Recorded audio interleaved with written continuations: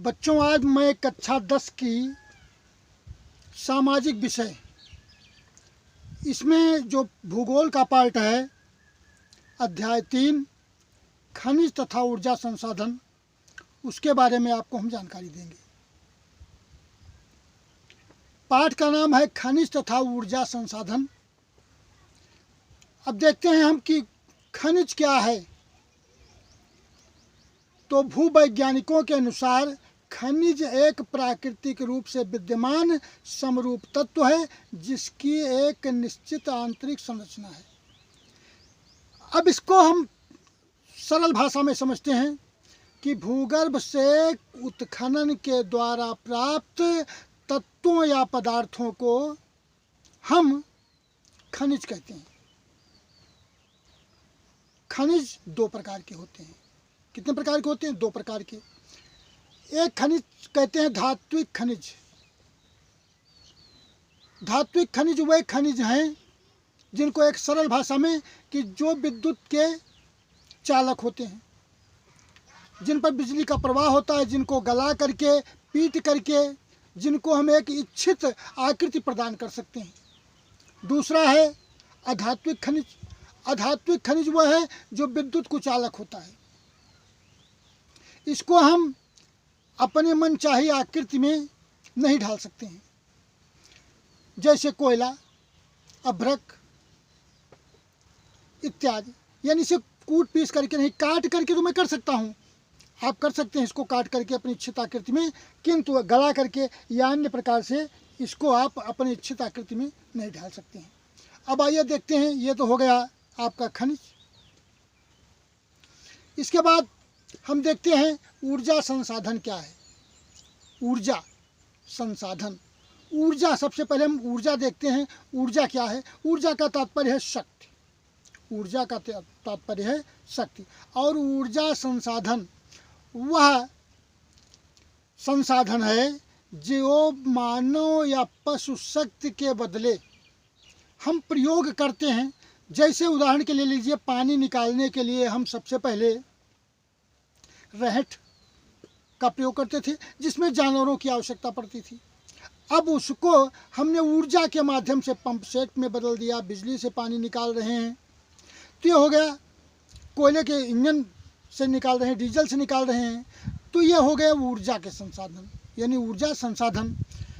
अब ऊर्जा संसाधन के अंतर्गत हम ले सकते हैं आपका कोयला, पानी, बायोगैस, खनिज तेल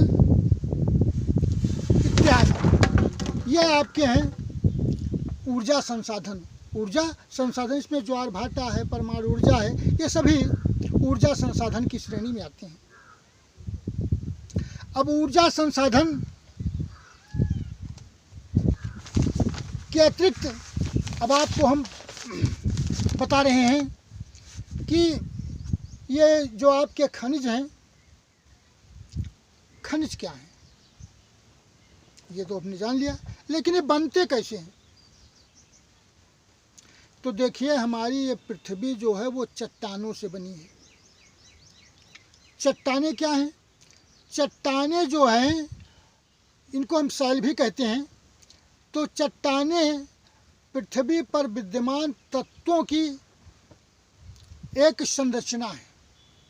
तत्वों की एक संरचना है जिनमें अनेक तत्व होते हैं, और इन्हीं चट्टानों से हम खनिज उत्खनन के द्वारा प्राप्त करते हैं।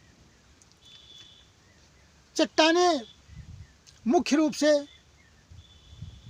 जिनसे हमें खनिज तत्वों की प्राप्ति होती है वो आग्नेय चट्टानें हैं। आग्नेय चट्टान सबसे प्राचीन चट्टान है, सबसे कठोर चट्टान है, और ये इसी में से हम खनिज तत्वों की प्राप्ति प्रचुर मात्रा में करते हैं।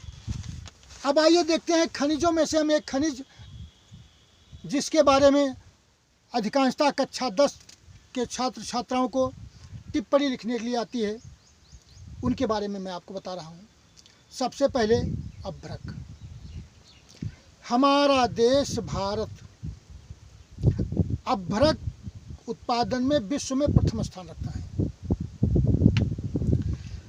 भारत का जो अभ्रक है, सबसे अच्छा अभ्रक रूबी अभ्रक है, जो गुलाबी रंग का होता है। अभ्रक परतदार परतों के रूप में ये चट्टानों में पाया जाता है, इनकी खुदाई करते हैं।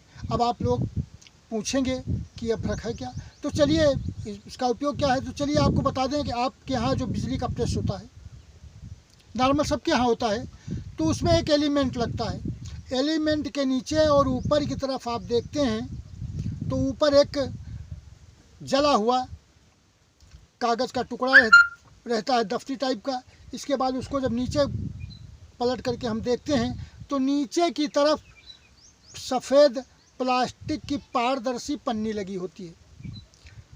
तो ये करती क्या है भाई, पन्नी है जैसी आकृति इसकी होती है, तो ये गर्मी से जो है आपकी प्लास्टिक की पन्नियाँ होती है वो पिघल जाती हैं, पॉलीथीन पिघल जाती है, लेकिन ये पिघलती नहीं है। अत्यधिक ताप पर भी ये सुरक्षित रहती है और विद्युत का कुचालक है। तो इसीलिए उसी के बीच में एलिमेंट लगाते हैं। बिजली की मोटर यानी इलेक्ट्रॉनिक सामानों में और दवाई बनाने में इसका उपयोग बहुतायत से किया जाता है। भारत अपना अभ्रक विदेशों को भी निर्यात करता है। जो सबसे अच्छा किस्म का, जैसे मैंने अभी आपको बताया कि रूबी अभ्रक जो है वो सर्वोत्तम किस्म का अभ्रक है और वो अभ्रक केवल भारत में ही उत्पन्न होता है।